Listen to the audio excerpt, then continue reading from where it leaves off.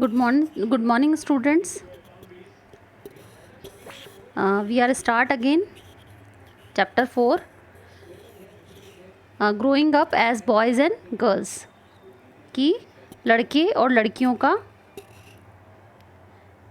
एक रूप में बड़ा होना, मतलब कि एक एज मतलब गर्ल्स एंड बॉयज़ किस तरीके से बड़े होते हैं वो हमने इस चैप्टर में आई हैव एक्सप्लेन्ड बिफोर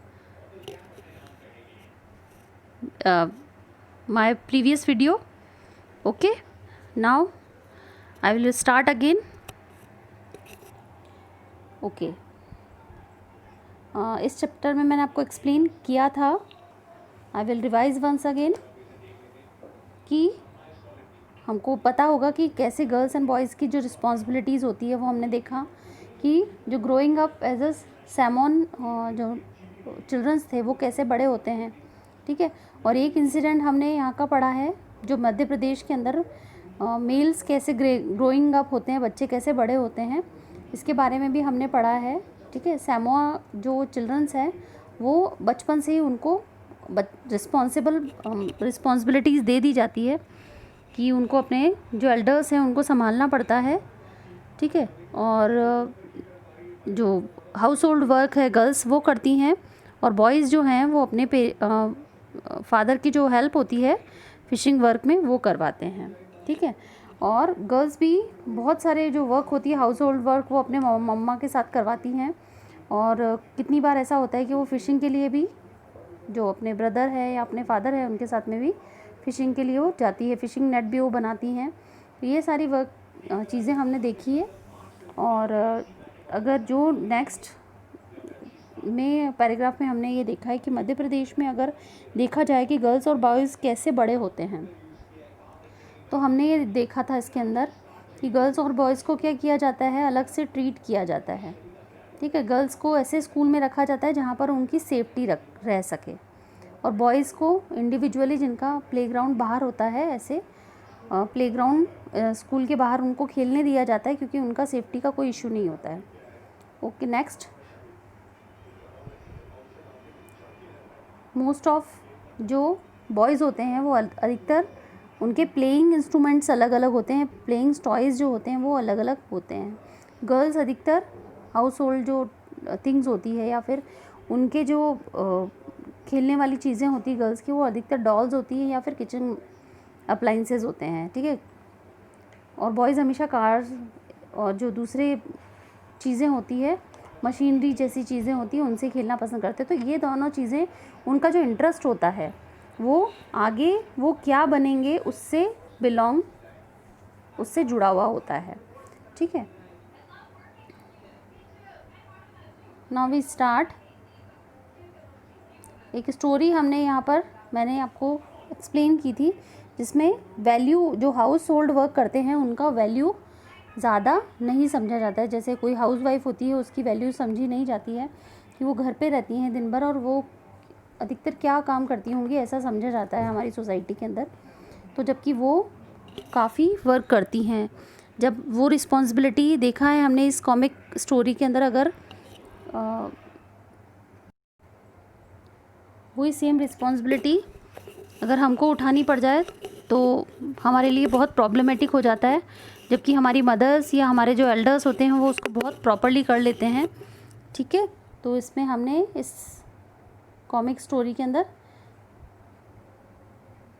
ये पढ़ा था, वैल्यूइंग हाउस वर्क मीन्स कि हमको क्या करना चाहिए, जो हाउस वर्क है उसकी वैल्यू करनी चाहिए कि जो हाउस वर्क होता है वो छोटा नहीं होता है, ठीक है। उसके अंदर बहुत सारी रिस्पॉन्सिबिलिटीज़ होती है जो कि प्रॉपर जो हाउस होल्ड वर्क करते हैं या फिर हाउस वर्क जो लोग करते हैं उनको संभालनी होती है। और वो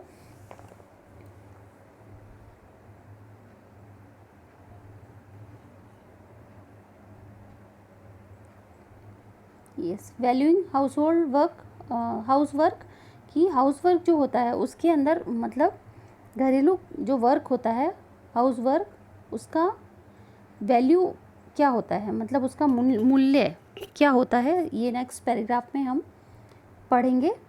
तो Harmeet's family did not think that the work Jaspreet did within the house was real work. ये हमने उस स्टोरी में बहुत अच्छे से मैंने एक्सप्लेन किया था आपको कि हरमीत की जो फैमिली है वो ये समझती है कि जसप्रीत बहुत ज़्यादा कोई बहुत बड़ा वर्क नहीं करती है और वो कोई रियल वर्क नहीं है हाउस का वर्क करना. This feel is the not unique to their family. और वो क्या सोचते हैं कि वास्तव में उनके परिवार की ऐसी भावना होना कोई बहुत बड़ी बात नहीं है, क्योंकि मोस्टली सारे लोग जो हैं वो ऐसा ही सोचते हैं. Okay. Across the world the main responsibility of the house hold work house work and care giving task like after the family, especially children, the elderly and the sick members lies with the woman. Yet as we have seen, हमने ये देखा है अधिकतर care giving जो होता है, care giving का मतलब क्या होता है, देखभाल करने के जो जितने भी काम होते हैं, देखभाल से रिलेटेड जितने भी काम होते हैं फैमिली के अंदर, वो मदर्स ही करती हैं. ठीक है. और उनके लिए केयर गिविंग टास्क जो होते हैं, मतलब कि फैमिली के अंदर स्पेशली बच्चों की केयर करना, या फिर एल्डर्स हमारे कोई सिक हो गए, घर परिवार में जो भी मेंबर्स हैं वो बीमार हो गए हैं, तो वो क्या करते हैं,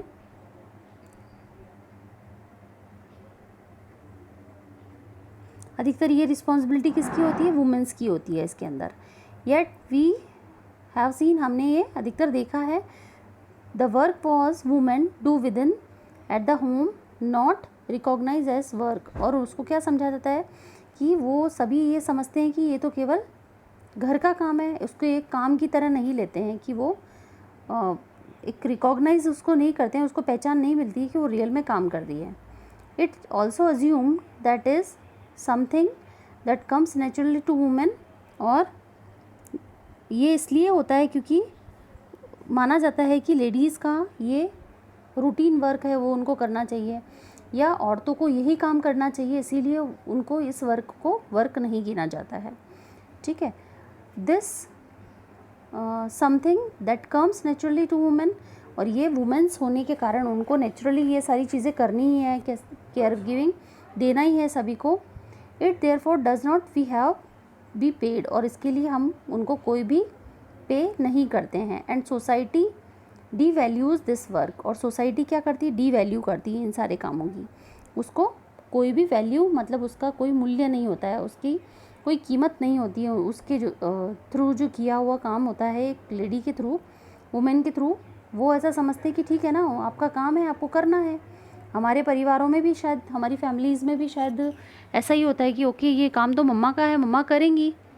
ठीक है. और हमारे परिवार में हमारे जो एल्डर्स होते हैं, हमारे दादा दादी होते हैं, या फिर हमारे जो फादर होते हैं, या फिर जितने भी मेल होते हैं, वो अधिकतर यही समझते हैं कि that's work is mumma's work. ठीक है. ये सारा काम मम्मी की रिस्पॉन्सिबिलिटी होता है और मम्मी को ही करना है. हम हमेशा ऐसा ही समझते हैं, और मम्मा उसके लिए कभी भी कोई सैलरी नहीं लेती है. तो और अभी हमेशा हमारी सोसाइटी में सेम सबकी थॉट्स यही होती है. ठीक है. Okay. Right. Lives domestic workers, मतलब घर के काम करने वालों का, अभी तक तो हमने वुमेन्स का देखा है, बट जो लोग घर हाउस होल्ड वर्क करती हैं, जो लोग घर के काम में मदद करवाने के लिए हाउस होल्ड वर्कर जो होती हैं, उसकी स्टोरी अब हमारे सामने आने वाली है. In this story about Harmeet's mother was not only one women who did the house work. एक हरमीत की मदर ही नहीं है जो कि एक हाउस वर्क करने वाली लेडी है, घर का काम करने वाली. A lot of work done by the Mangala, ऐसा बहुत सारा काम है जो कि मंगला पूरा करती हैं. They are domestic helper many homes, और वो बहुत सारे घरों में जाकर काम करती है, सबकी मदद करती हैं, मतलब वो काम वाली बाई कह सकते हैं. Particularly in the town and the cities employees domestic worker. अधिकतर सिटीज़ और उस सब में क्या होता है, एम्प्लॉयज़ होते हैं, सब जो पति पत्नी होते हैं वो काम करते हैं, और उनको ऐसी डोमेस्टिक वर्कर की नीड होती है. Washing clothes and the dishes, cooking, looking after young children, बच्चों का ध्यान रखने के वाले, और the elderly. Most domestic worker are the women. अधिकतर वुमेन्स कौन होती है, डोमेस्टिक वर्कर्स, घरेलू काम करने वाली वर्कर होती हैं. इवन यंग बॉय और girl are employed to this work. अधिकतर जो जवान लड़के लड़कियां होते हैं वो भी इस काम को कर लेते हैं। वेजेस आर लो, लेकिन उनको वेजेस जो होते हैं, उनकी जो तनख्वाह होती है वो बहुत ज़्यादा, उनको मिलने वाला पारिश्रमिक, मतलब वो जो काम के बदले जो पैसा लेते हैं वो बहुत ज़्यादा कम होता है, उनको बहुत कम मिलता है।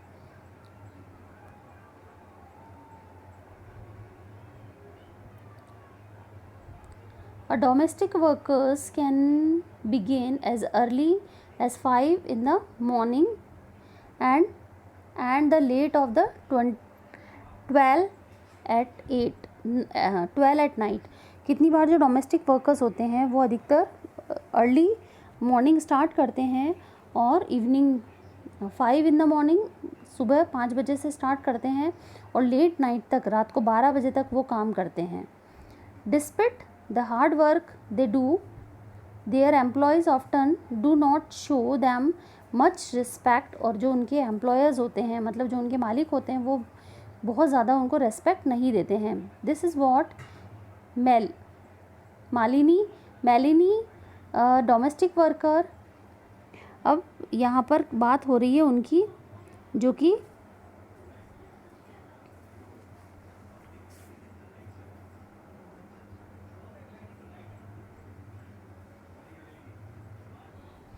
मिलानी की बात हो रही है। Domestic worker had to say about her experience of working in Delhi. जो मिलानी की बात यहाँ पर कर रहे हैं हम, और वो एक डोमेस्टिक वर्कर है और उसने दिल्ली में ही एक्सपीरियंस किया। तो माय फर्स्ट जॉब वाज, वो अपना जो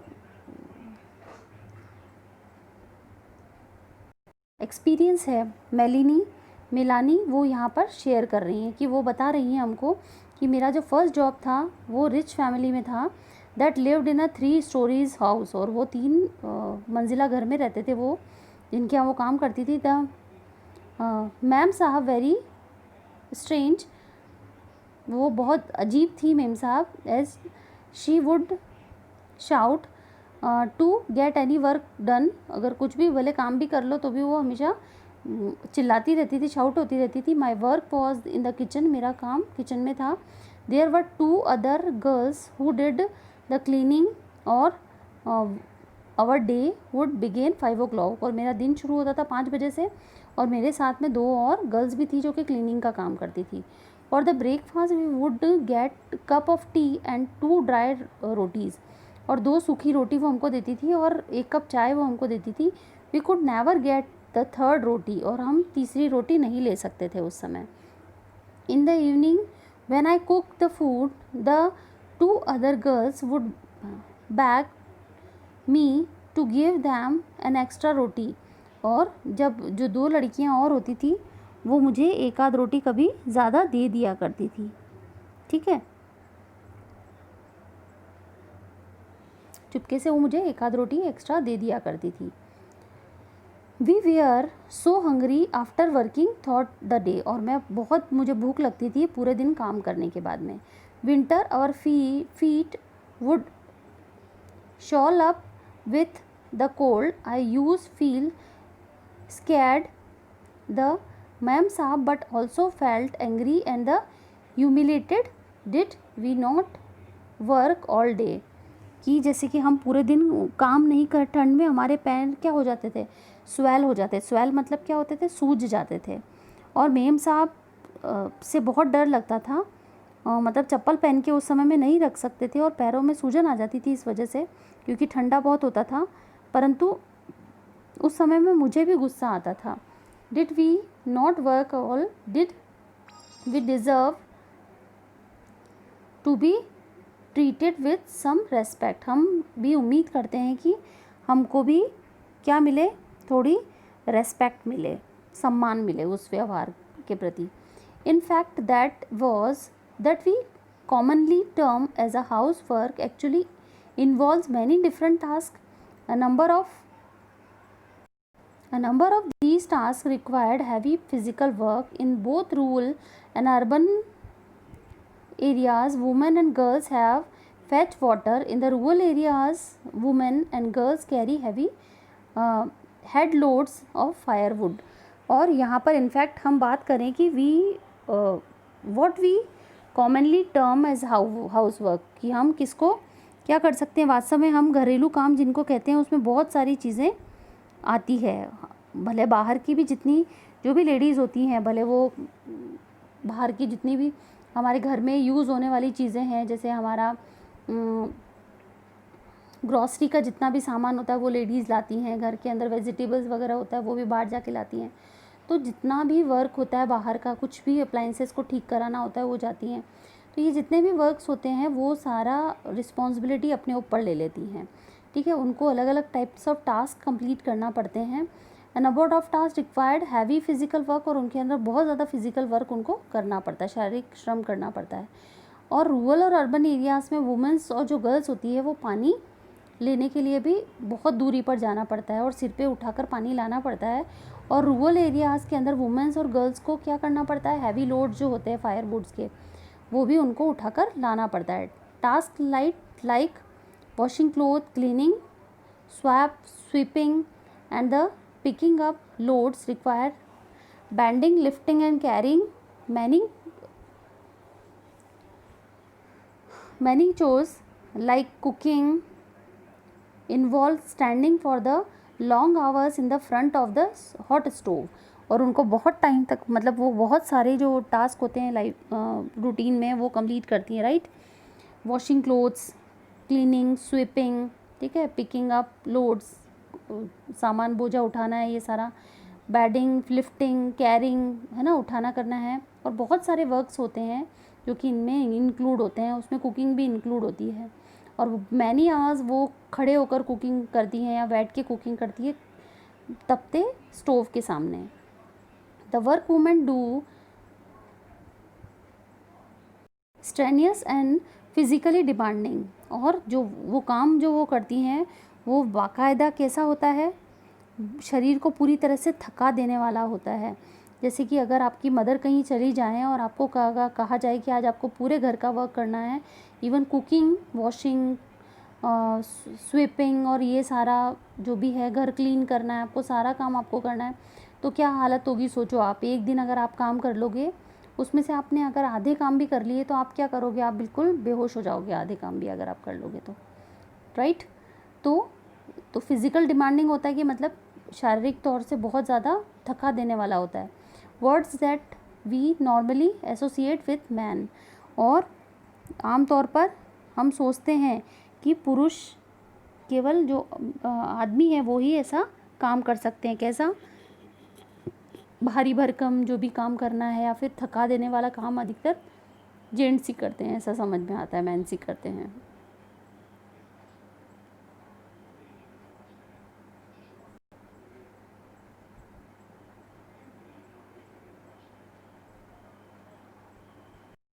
Yes. Below the some data from the special study done by the Central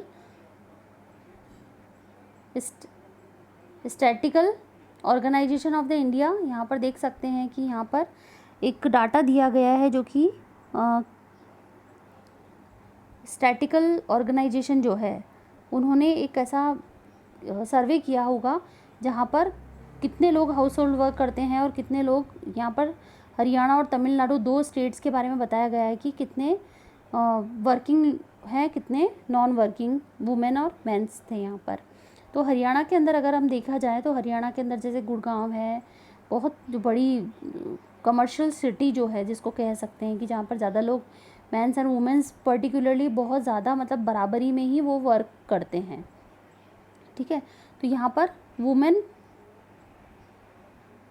this one, women paid work hours, जहाँ पर वुमेन क्या करती हैं अधिकतर, जिसके वर्क आवर्स, काम जहाँ पर औरतें जो होती है वो काम कितने घंटे करती हैं, 23 आवर्स, मतलब ये 24 घंटे में 23 आवर्स करती हैं वो, नहीं 23 जो लेडीज़ होती हैं वो वर्क करती हैं यहाँ पर हरियाणा में, ठीक है। House unpaid house work